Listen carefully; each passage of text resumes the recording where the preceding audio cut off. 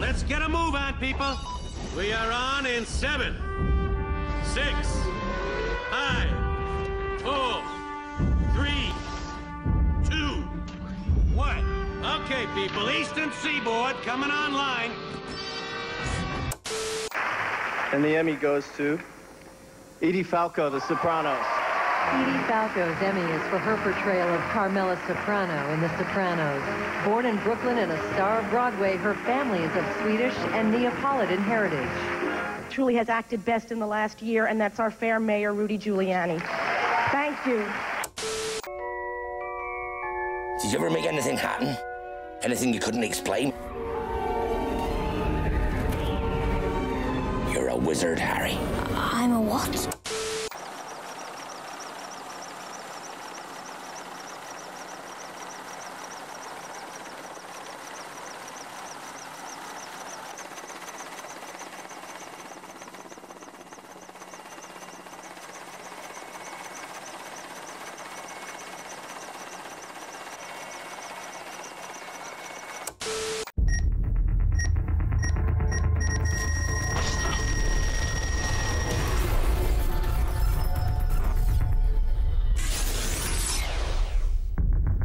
The following takes place between midnight and 1 a.m.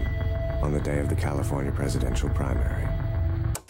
Fighting incredible odds with nothing more than high hopes and $60 million of his own money, Republican Michael Bloomberg defeated Democrat Mark Green by a 50-47 margin. Bloomberg overcame many obstacles in his race for mayor, including a complete lack of political experience, minimal name recognition, and a debilitating fake smile. Where have I seen that smile before?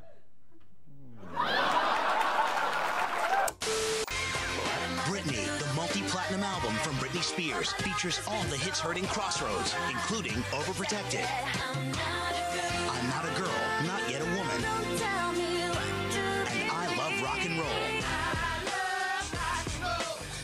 Plus her smash, I'm a Slave for You. Get the hits from Crossroads. Empty shelves in shops up and down Zimbabwe speak volumes about the country's chronic food shortages. Many people are now struggling to get even one meal a day. Jeffrey Kakono runs a church scheme to feed poor families in Harare. I have experienced deaths in this township. People dying of hunger because they can't get food. So this is my main concern. If the situation remains as it is, many more people are going to die.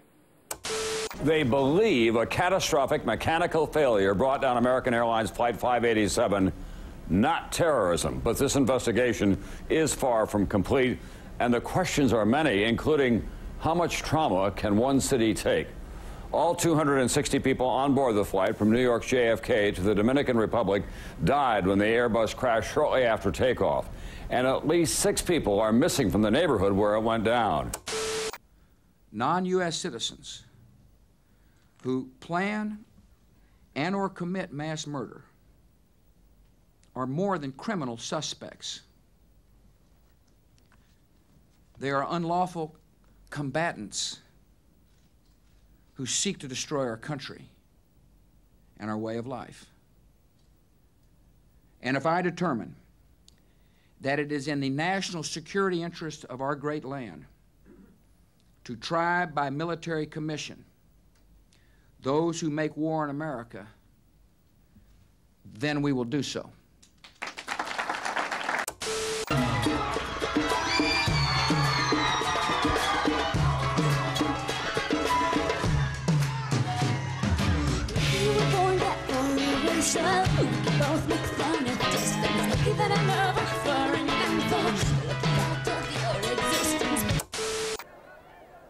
There's a new kid in town. The Northern Alliance has come with fresh promises of a new beginning. But they're not loved by everyone. Their previous rule, from 1992 to 1996, was anarchic and bloody. History's taught this city to always look over its shoulder.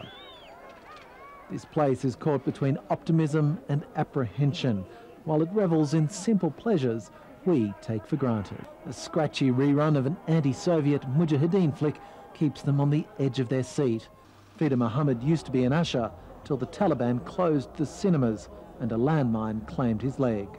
Now he greets people in the foyer not to collect their tickets, but their spare change. You're going to take them around today? Yes, we're going to take a tour. What are you going to do? Well, we're going to go down. I want to show him some of my favorite spots on the ranch. Which are? Most of it. Notice that it's raining.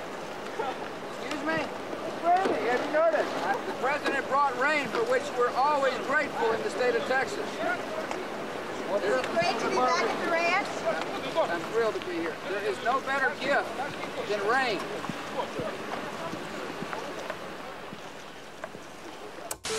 Because we are going to take a virtual tour of Heidi Klum's body. Are you ready, Heidi? Uh-huh. You guys, I'm standing here with Heidi's legs, and let me tell you, they smell delicious. They are as smooth as alabaster, and actually, for example, if I rub my cheek up and down her leg, it's like, oh God, it's like the meeting between a pashmina and a chartouche, and as I kiss my way up her legs, I'm not thinking. What am I thinking? The hair! Don't worry, Heidi, I've got my tweezers in my makeup bag. Yeah.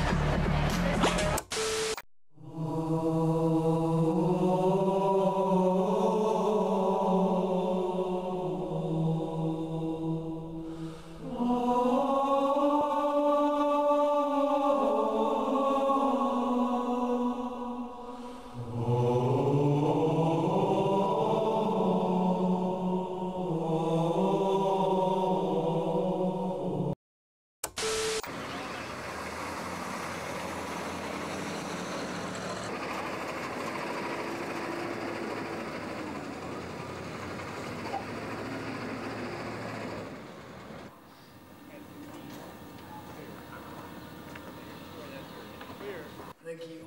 I'm gonna fall. All right. I think we're good at that.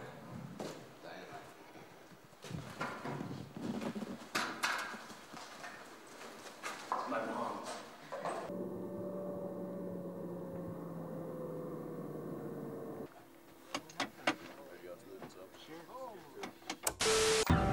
I read the news today, oh boy. And today, the news was bad. They gathered at the John Lennon Memorial in New York to mark the death of another Beatle. And then there were two. George Harrison's death, unlike Lennon's, was neither sudden, nor violent, nor shocking. His religious conviction, he had said, expressed in his first solo hit single, had prepared him for death.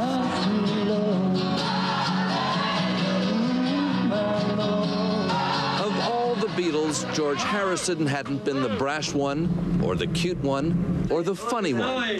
He'd been the thoughtful one, seeking not fame, but answers. The purpose of life is to find out who am I, why am I here, and where am I going?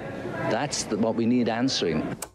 Well, Kathy, much of this material is quite graphic. What is also startling here is that Gary Ridgway lays out his confession with little or no emotion. It's a robotic recitation of his brutal crimes and his twisted justification for mass murder.